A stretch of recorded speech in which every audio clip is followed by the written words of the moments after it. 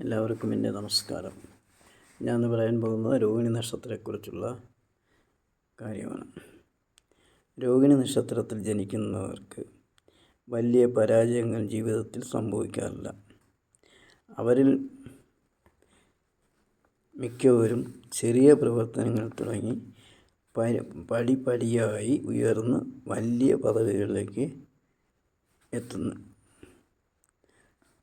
സൗന്ദര്യവും ആരോഗ്യവും ആകർഷകരമായ മുഖഭാവവും പെരുമാറ്റ രീതിയും ഉണ്ടാകും.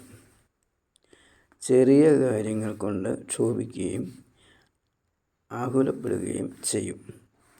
മനസ്വസ്ഥത കുറയും. പെട്ടെന്ന് കാര്യങ്ങൾ മനസ്സിലാക്കും. വിമർശന ബുദ്ധിയോട് ആയിരിക്കും എന്തിനേയും സമീപിക്കും. അന്യരുടെ പോരായ്മകൾ പെട്ടെന്ന് മനസ്സിലാക്കുകയും അത് പ്രകടിപ്പിക്കുകയും ചെയ്യും. ഇതുമൂലം ധാരാളം ശത്രുക്കൾ ഉണ്ടാകും. അപ്പോഴപ്പോഴത്തെ തോന്നലുകൾ അനുസരിച്ച് പ്രവർത്തിക്കും. സുഹൃത്തുക്കൾക്ക് വേണ്ടി എന്തു ത്യാഗവും സഹിക്കും. ശത്രുക്കളോട് അങ്ങേയറ്റം കർക്കശമായും പെരുമാറും. അഭിമാനബോധം കൂടും. സത്യസന്ധതയും സദാചാര അനുഷ്ഠവും ഉണ്ടാകും.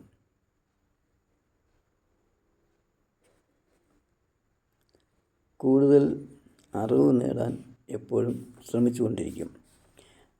പണമിടപാടുകളിൽ കരുതലില്ലാതെ പ്രവർത്തിക്കും. വരവ് നോക്കാതെ ചെലവ് ചെയ്യുക മൂലം പലവിധ ബുദ്ധിമുട്ടുകളും ഉണ്ടാകും. പല തൊഴിലുകളിൽ മാറി മാറി ഏർപ്പെടും.